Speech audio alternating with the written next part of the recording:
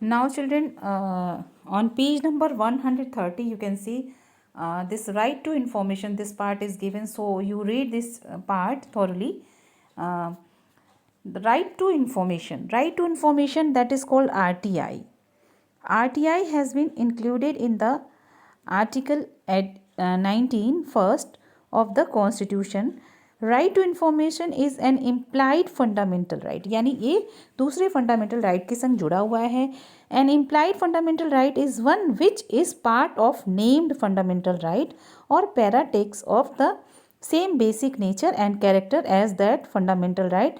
Since RTI is implicit, the right to freedom of speech and expression, Article 19, it is an implied fundamental right because if one does not know the fact, one cannot speak freely. यानी अगर हमें पता ही नहीं होगा कि actual में law का मतलब क्या है, एग्जैक्ट में अगर कोई गवर्नमेंट का प्लान है, पॉलिसी है, एग्जैक्ट में वो क्या है, कोई रूल है तो एग्जैक्टली वो क्या है, तो how can we speak freely.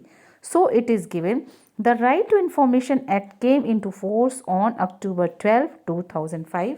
Please underline this. This act give the citizen of India the right to what?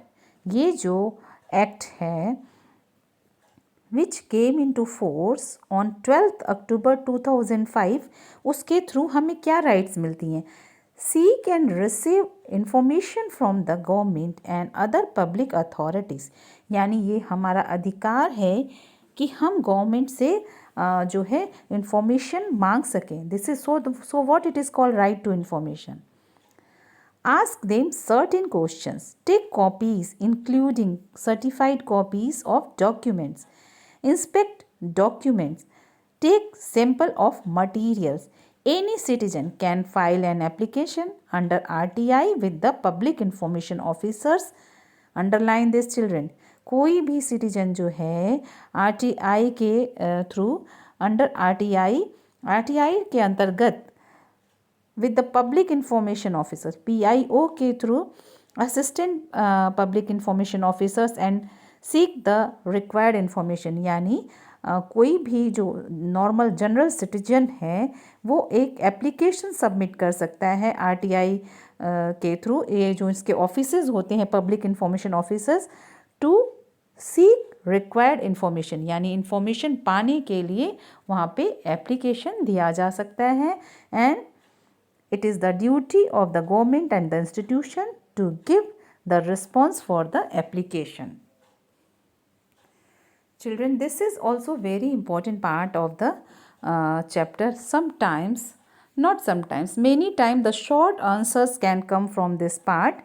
In which year it came into force, or in which office a person can submit the or seek the information, seek for the required information. So answer will be public information officers or assistant public information officers. So these type of question can be occur. So please you read this part thoroughly. Now let us check this part also. It is given Supreme Court declares right to privacy a fundamental right. What is this right to privacy? That also we should know, children. On August 24, 2017, the Supreme Court of India declares the right to privacy as a fundamental right. और ये privacy है क्या? Right to privacy, a fundamental right. The Supreme Court confirmed that the right to privacy is a fundamental right that does not need to be separately articulated but can be derived from Article 14 and 19 and 21 of the constitution. यानी अलग से ये right नहीं है, ये उसी में add कर दिया गया है. It is a fundamental right about all the information of a person and the choice that he makes. It protects an individual from the security of the state in their home, of their movements and over their reproductive choice of partners, food habits, etc. Now, the second, not an absolute right. It is subjected to reasonable restriction. The Supreme Court ध्यान से सुनिएगा बच्चों. The Supreme Court clarified that the fundamental right to privacy is not absolute right and will always be subject to reasonable restrictions. It can be given to the reasonable restrictions. The state can impose restrictions on it, protect legitimate state interests, but it can only do so by following the points given below. First point, existence of a law that justifies an encroachment on privacy. Children, it means existence of law, यानी law का existence है that justifies an encroachment on privacy, यानी कोई भी आपकी personal life से related जो है question नहीं कर सकता if there is no reasonable reason. So it is their existence of law that justify an encroachment on privacy.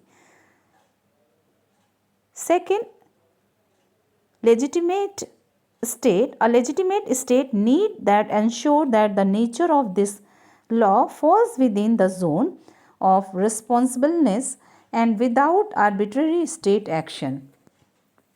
It means state actions also has the limit which cannot cross the privacy of any one of the people of the country.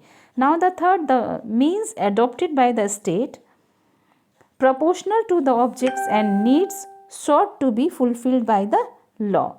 Now according to the judgment, the legitimate aims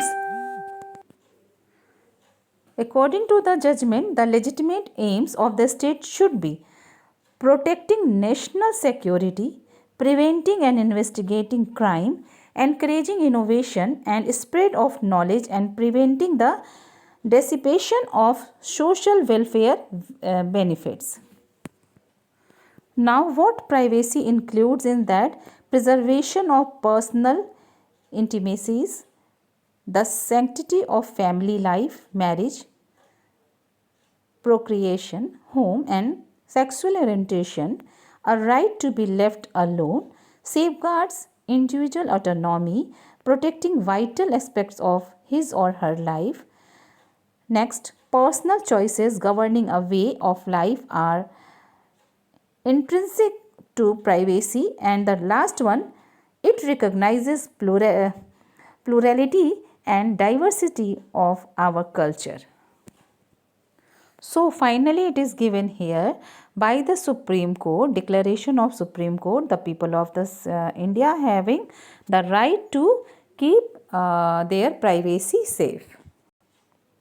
But here I will remind you beta, the right to information is the important part. So read it again and try to write the short question that will be given in the exercises. After the video I will give you few questions depend on this part. So you write that question and try to learn that. Okay, thank you so much class.